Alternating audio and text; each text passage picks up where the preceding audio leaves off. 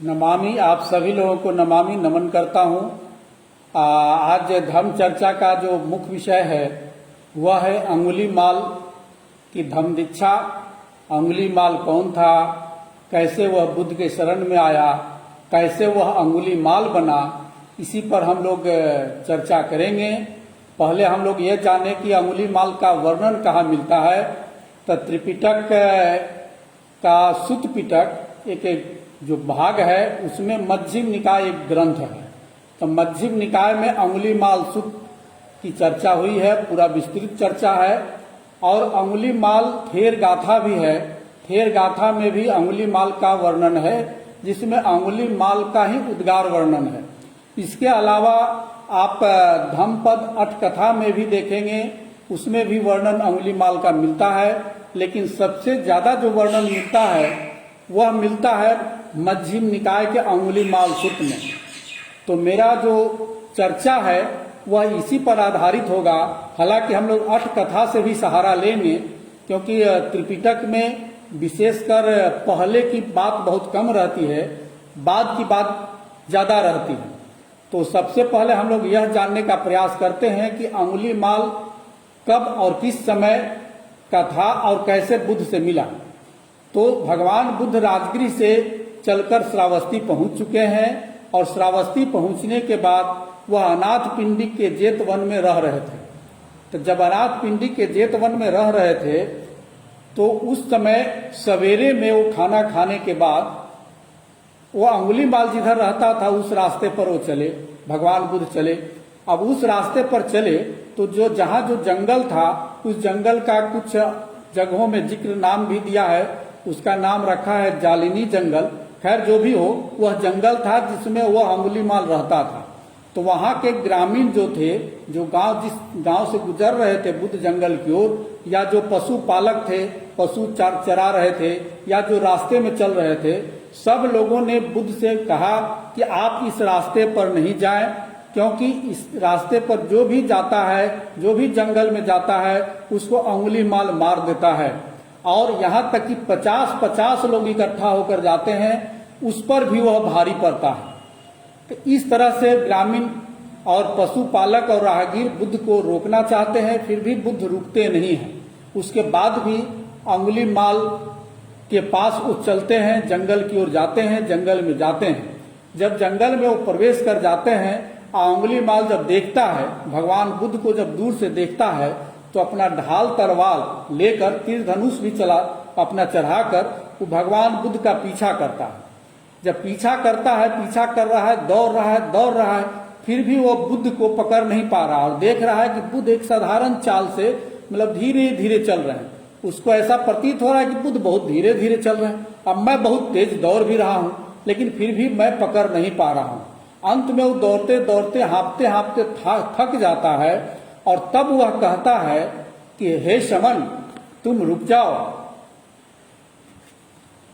तब बुद्ध कहते हैं कि मैं तो रुका हूं, तुम भला कब रुकोगे। इसके लिए जो सबसे ज्यादा जो शब्द यूज होता है कि मैं तो ठहरा हूं, भला तू कब ठहरेगा। जो हम लोग बच्चे से जो पढ़ते आए हैं उसमें ये शब्द का यूज हुआ है। फिर बुद्ध यह भी कहते हैं कि उसके दिमाग में अंगुलीमाल यह कहता है कि यह चलता हुआ कहता है कि मैं रुका हूं, मैं ठहरा हूं, यह तो घोर गलत बोलता है, झूठ बोलता है। तब बुद्ध कहते हैं कि देखो, मैंने सारे प्राणियों के प्रति दंड को छोड़ दिया है। तो दंड को छोड़ने के कारण मैं सर्वदा स्थिर हूं, सर्वदा ठहरा हुआ हूं। और तुम प्राणियों के प्रति असंयमी हो, तुम लोगों को मारते हो, उसके पीछे भागते हो, इसीलिए तुम स्थिर नहीं हो, इसीलिए तुम ठहरे हुए नहीं हो। इसके बाद वह बुद्ध से प्रभावित हो जाता है। प्रभावित होने के बाद वह अपना जितना भी ढाल तलवार और धनुष बाण था सब नदी नाला में जो भी वहां था खड्डा में सब फेंक देता है। फेंकने के बाद बुद्ध को पैर से वंदना करता है। उसके बाद वो प्रवज्ञा मांगता है। ये वर्णन अंगुलीमाल सुत्त में जो आया है, मैं उस पर चल रहा हूं। उसके बाद बुद्ध कहते हैं कि आ भिक्खु, मतलब आओ भिक्खु। इस तरह से वह भिक्खु बन जाता है। सिर्फ बुद्ध इतना ही कहते हैं, और इससे उसका जो है प्रवज्ञा हो जाता है। उसके बाद वह बुद्ध के साथ जेतवन पहुंचता है, अनाथ पिंडी का जेतवन पहुंचता है। अब इसी बीच में राजा प्रसेनजीत के यहाँ बहुत सारे लोग हल्ला कर रहे थे कि तुम्हारे क्षेत्र में डाकू है, डाकू है, डाकू है, वो इतने लोग को मारता है, आप कुछ राजा साहब कर नहीं रहे हो। तो उसके प्रेरणा से, उन लोगों के हंगामा करने से वह राजा अपने 500 सैनिकों के साथ वह चलता है अंगुलीमाल को पकड़ने के लिए कि मुझे ही जाना पड़ेगा। उसके बाद जब चलता है तो सबसे पहले वो सोचता है कि मैं भगवान बुद्ध का दर्शन करते चलूं और उनसे आशीर्वाद भी ले लूं। इसी दर्शन करने और आशीर्वाद लेने के लिए वह राजा प्रसेनजीत जाता है जेतवनाराम, मतलब अनाथ पिंडी का जेतवनाराम, और बुद्ध के सामने जाता है। तो बुद्ध उससे सवाल करते हैं कि प्रसेनजीत, तुम इतने सारे सैनिक के साथ कहाँ जा रहे हो? क्या बिंबिसार के साथ कुछ हुआ है क्या? कुछ झगड़ा होना है क्या? यहाँ शब्द बिंबिसार यूज हुआ है। इसका मतलब यह घटना उस समय की है जब मगध में राजा बिंबिसार हुआ करता था। अजातशत्रु का अभी भी राजपाट नहीं आया था, तब तक बिंबिसार का राजपाट चल रहा था। तो बिंबिसार के साथ हुआ है क्या? तब प्रसेनजीत कहता है, नहीं भगवान, ऐसी बात नहीं है। हमारे क्षेत्र में बहुत बड़ा एक दुर्दांत चोर है, डाकू है, जो बहुत लोगों को मार चुका है, और इतने लोगों को मार चुका है जिसका कोई सीमा नहीं। इसके अट कथा में वर्णन आता है कि उसने 999 लोगों को मार चुका था और एक बाकी था। तो जब एक बाकी था तो बुद्ध पहुंच गए, और उसी समय वह अपना अंगुली गिन रहा था। तो अंगुली जो वो रखे हुए था तो माला बनाकर पहनता था, इसी से उसका नाम अंगुली माल पड़ा। माला इसीलिए बनाकर पहनता था कि वो जिसको भी मारता था वो अंगुली काट के रख लिया करता था। तो जब अंगुली काट के पत्थर पर या कंदरा या गुफा में रखता था तो कोई भी जानवर, बिल्ली वगैरह या कुछ भी लेकर भाग जाता था। तो उसकी गिनती गड़बड़ा जाती थी कि मैं कैसे अपने गुरु का यह साक्ष्य दूंगा। तो ऐसी स्थिति में वह क्या किया कि अंगुली काट कर वह एक माला बनाने लगा और उसी को गर्दन में पहनने लगा। इसी से उसका नाम पड़ गया अंगुली माल। अब अंगुली माल नाम पड़ा, तो जब अंगुली माल नाम पड़ा तो मैं यहाँ प्रसेनजीत की चर्चा कर रहा था। तो प्रसेनजीत जब बुद्ध से कहता है तब बुद्ध कहते हैं कि तुम अंगुली माल को पकड़ने जा रहे हो। अगर कोई इस तरह का हत्यारा, इस तरह का डाकू अगर अच्छा जीवन जी रहा, अगर वो भिक्षु बन गया हो, तो उसके साथ तुम क्या करोगे? तो वो कहता है कि भगवान, मैं तो उसका आदर सम्मान करूंगा, उसका खाना दूंगा, उसको चीवर दूंगा, और जितना हो सके उसको मैं नमस्कार भी करूंगा। क्योंकि लेकिन ऐसा क्या संभव है जो इतने लोगों को मारा हो और रोज हत्या करता हो? क्या उसका ऐसा हृदय परिवर्तन, मन परिवर्तन संभव है? ऐसा कदापि नहीं है भगवान। तो उस पर बुद्ध कहते हैं कि सामने जो देख रहे हो वही अंगुली माल है। अब बेचारा का सारा रोआ खड़ा हो गया, राजा प्रसेनजीत का डर उत्पन्न हुआ, रोमांच उत्पन्न हो गया डर से कि ऐसा कैसे हो सकता है। तो वैसी स्थिति में बुद्ध कहते हैं, डरो नहीं, वह भिक्षु है और यह सही में अंगुली माल ही है। तुम राजा जाके इसका कंफर्मेशन कर सकते हो। तो राजा प्रसेनजीत अंगुलीमाल के पास जाकर पूछता है कि अच्छा मैं पूछूं कि सही में वही है कि दूसरा है?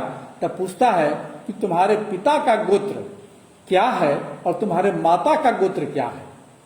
तो वह कहता है कि मेरे पिता गार्ग गोत्र के हैं और माता मैत्रायणी गोत्र के। वो पूछने का कारण था कि राजा प्रसेनजीत का जो पुरोहित था भग्गव, उसका नाम था भग्गव, उसी का यह बेटा था। तो उसी का माँ का नाम मैत्रायणी भी और गार्ग भी कहा जाता है। भग्गव जो गार्ग वहां गोत्र का नाम। तो ये दोनों को बहुत दिन तक बच्चा नहीं हो रहा था। बच्चा हुआ तो उस समय जो अट कथा में वर्णन या बहुत जगह मिलता है पढ़ने को, उसकी बात मैं कर रहा हूं। अंगुली माल सूत्र में इसका वर्णन नहीं मिलता है। तो उसमें वह जब बच्चा पैदा होने की बात आती है, मैत्रायणी मतलब उसकी माँ जब गर्भवती होती है, राजपुरोहित की जब पत्नी गर्भवती होती है, तो वहां जितने भी ज्योतिषाचार्य से बुलाया गया तो उन लोगों ने कहा कि इसके जो पेट में जो बच्चा पल रहा है वो दैत्य है, और जब पैदा होगा तो चारों तरफ हिंसा फैलेगा और चारों तरफ मार काट मच जाएगा। अब बेचारा राजा प्रसेनजीत माथा पकड़ लिया कि यह क्या। अब वह जो है, जो भग्गव उसका राजपुरोहित है, वो अपने परेशान, मैत्रायणी अपने परेशान। खैर किसी तरह से बच्चा हुआ, मतलब अंगुली माल का जन्म हुआ। तो जब जन्म होता है तो कहीं किसी तरह की कोई हिंसा नहीं होती है। जब हिंसा नहीं होती है तो राजा प्रसेनजीत ने उसका नाम अहिंसक रख दिया कि अरे इसके बारे में लोगों ने कहा कि हिंसा होगा और यहाँ तो इसके जन्म के बाद कुछ नहीं हुआ है, तो सारी भविष्यवाणी गलत साबित हुई और उसका नाम इसी पर अहिंसक रख दिया। उसी अहिंसक को पढ़ने के लिए उसके राजपुरोहित जो पिताजी थे एक गुरु के पास भेजे और आश्रम में भेजे, जहाँ आश्रम के जो हेड थे, जो बहुत जगह लिखा है कि वो मणिभद्र थे और उनकी पत्नी का नाम भद्री था। लेकिन अब वो देखेंगे, हम अंगुलीमाल सूत्र देखेंगे और अठ कथा जो मूल ग्रंथ देखेंगे, वहां लिखा है कि इनकी अंगुलीमाल अहिंसक की जो शिक्षा थी वह तक्षशिला में दिशा प्रमुख गुरु के सामने हुआ था, लेकिन ऐसा लगता नहीं है। खैर जो भी हो, क्योंकि तक्षशिला बहुत दूर है और श्रावस्ती यहाँ है और यह श्रावस्ती के जंगल में अंगुलीमाल बना हुआ है। तो खैर जो भी हो, जो भी गुरु रहे हो, मतलब यह तय है कि गुरु के कारण ही वह हिंसक बना, क्योंकि गुरु अपने यह समझा कि हमारी पत्नी के साथ इसका अवैध संबंध है और उसको दंड के रूप में कहा कि तुम जाओ 1000 लोगों को मार कर ले आओ। वो बेचारा हत्या नहीं करना चाहता था अहिंसक। तब वो गुरु कहता है कि तुम जानते हो बिना गुरु दक्षिणा का तुम्हारा दिया हुआ जो शिक्षा, लिया हुआ शिक्षा है, यह फलदायी नहीं होगा। इसीलिए तुम्हें किसी भी शर्त पर गुरु दक्षिणा तो देना होगा, और गुरु दक्षिणा यही है कि तुम 1000 लोगों को मारोगे।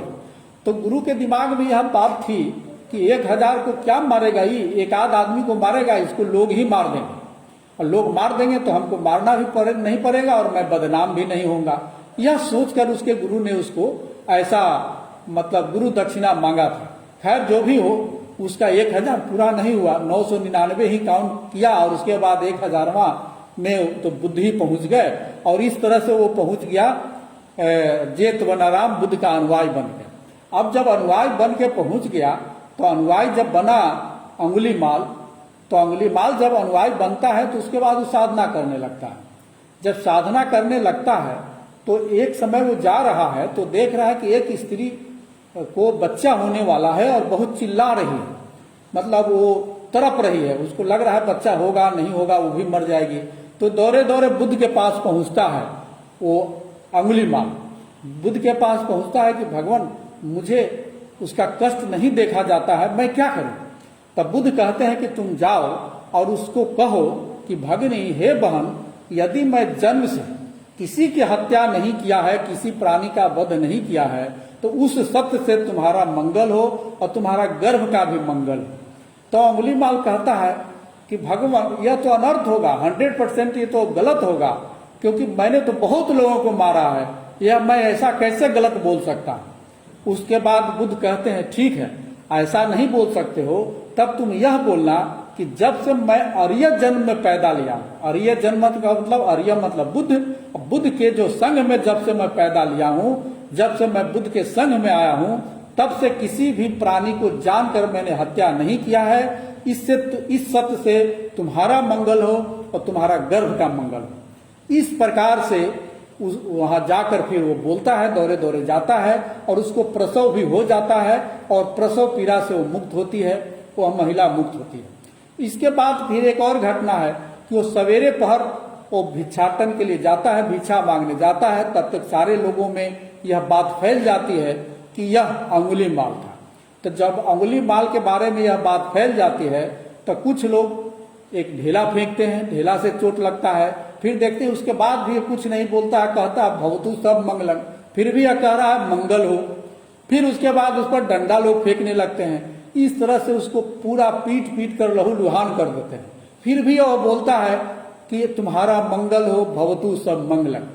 पूरा लहूलुहान उसका जितना भी चीवर था सब फट जाता है, माथा फट जाता है, शरीर पर पूरा वो जो है ना डंडे का दाग, पत्थर का दाग सब होता है, और जो भिक्षा पात्र था वो भी टूट जाता है, और खून से लथपथ वह जेतवनाराम बुद्ध के पास पहुंचता है। तब बुद्ध कहते हैं क्या अहिंसक तुम्हें कष्ट हो रहा है? तो कहता है नहीं भगवान, यह तो कष्ट शरीर का है, मन मेरा प्रसन्न है, क्योंकि मैंने जितना भी पाप किया है उसके सामने कुछ नहीं, मैंने सारे लोगों को मारा है, उसके सामने तो कुछ नहीं है। तब बुद्ध कहते हैं जाओ तुम्हारा मंगल हो गया, जाओ तुम्हारा मंगल हो गया। तुमने जो भी पाप कर्म किया था उसका फल भोग लिया, और चूंकि तुमने इसका प्रत्युत्तर में उसे मंगल ही कहा, मंगल कामना किया, इसीलिए तुम्हारा मंगल हो गया। और यह तुम्हारा पुण्य कार्य था, तुम्हारे जो पूर्व के जो पाप कर्म थे उस पर ही भारी पड़ा, और जो तुम्हारा पाप कर्म था वो जिस तरह से चंद्रमा को बादल ढक लेती है उस तरह से ढका हुआ था, लेकिन अब पुण्य जो है उस बादल को हटा दिया और चंद्रमा की चांदनी से सारा तुम्हारा जो है ना ये जैसे प्रकाशित होता है, तुम इस तरह से तुम प्रकाशित हो गया। इसी पर अंगुली माल का अपना उद्गार भी आता है कि मैं पहले प्रमाद में पड़ा हुआ था, अब मैं प्रमाद में नहीं हूं, और मैं जो भी कर्म विपाक था वो इसी जन्म में भोग लिया, मतलब जो भी कर्म का फल भोग लिया, और मैंने अर्य पथ पर चलते हुए, मतलब श्रेष्ठ मार्ग पर चलते हुए, बुद्ध के रास्ता पर चलते हुए मैंने उस चीज को पा लिया। मैं ते विद्या जिसको कहते हैं, 3 विद्याओं को भी पा लिया, अब मैं निर्वाण को भी पा लिया और वो अरहत बन गया। इस तरह से वर्णन मिलता है अंगुली माल सूत्र में, लेकिन कुछ अटकथा में भी मिलता है, कुछ इधर उधर ही मिलता है। अब थेर गाथा में वो अंगुली माल अपने कहता है, इसमें भी अंगुली माल सूत्र में भी वर्णन है कि मैं उच्च कुल ब्राह्मण में पैदा लिया था और माता पिता दोनों तरफ से मैं सुजात था, मतलब मेरी माँ भी ब्राह्मणी थी और पिता भी ब्राह्मण थे, और जो भी मैंने पाप कर्म किया वो सारा धूल गया और बुद्ध से के कारण मेरी निर्वाण प्राप्त हुआ, इस तरह से मैं मुक्त हुआ। इस तरह का वर्णन वहां मिलता है। अब मेरा सही में नाम अहिंसक हुआ, क्योंकि मैं नाम बच्चा में रख दिया गया था, लेकिन मैं सारा हिंसा ही करते रहा। मैं अंगुली माल नाम से हो गया, हिंसक रहा, लेकिन अब मेरा नाम चरितार्थ हो गया कि मेरा नाम अहिंसक है। इस तरह से वो अहिंसक अरहत बनता है और बुद्ध के पहले ही वह मर जाता है। मरने के बाद भिक्षुओं में यह चर्चा होती है कि अंगुली माल मतलब अहिंसक क्या परिनिर्वाण को प्राप्त किया, क्या वह परिनिवृत्त हो गया। बुद्ध के सामने कुछ भिक्षु प्रश्न करते हैं, तो बुद्ध कहते हैं वाकई वह परिनिवृत्त हो गया। परिनिवृत्त का मतलब वह निर्वाण पा लिया, अरहत हो गया और उसके बाद उसकी मृत्यु हो गई। ये वर्णन मिलता है ग्रंथ में, लेकिन कहीं कहीं कुछ और भी वर्णन मिलता है। खैर हम उस पर नहीं जाएंगे। और इसका अगला जो बुद्ध वहीं रुके हुए हैं, श्रावस्ती में रुके हुए हैं, श्रावस्ती के जेतवन में रुके हुए हैं। 20वां वर्षावास के बाद वो 21वां वर्षावास से लेकर 45 वर्षावास मतलब मृत्यु के पहले तक वह जेतवनाराम में ही वर्षा ऋतु में रुकते हैं, मतलब पूर्णतः 25 साल वहीं बिताते हैं वर्षा ऋतु में से। अब बाकी समय में इधर उधर वो जाया करते थे। और इसी समय आनंद जो है, आनंद भिक्षु को बुद्ध का सेवक बनाया जाता है, उपस्थापक बनाया जाता है परमानेंटली। उसके पहले जो भी उपस्थापक थे कभी कभी उनकी सेवा में कोई कोई भिक्षु लग जाया करते थे, लेकिन इस समय से आनंद को परमानेंटली उपस्थापक बनाया गया, परमानेंटली उनके सेवक बनाया गया, शरीर के सेवा करने के लिए, देखने के लिए।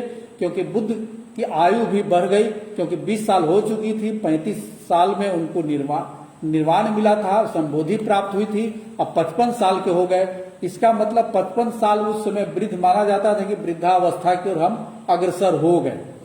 तो 55 साल के बाद मरने तक बुद्ध जो है श्रावस्ती के जेतवनाराम में रुकते हैं।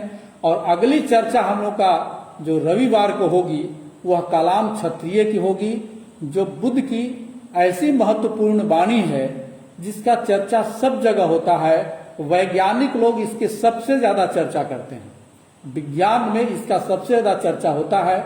इसलिए हम लोग कलाम क्षत्रिय के बारे में अगले जो रविवार होगी उस पर हम लोग चर्चा करेंगे। तब तक के लिए हमें इजाजत दें। साधु साधु साधु।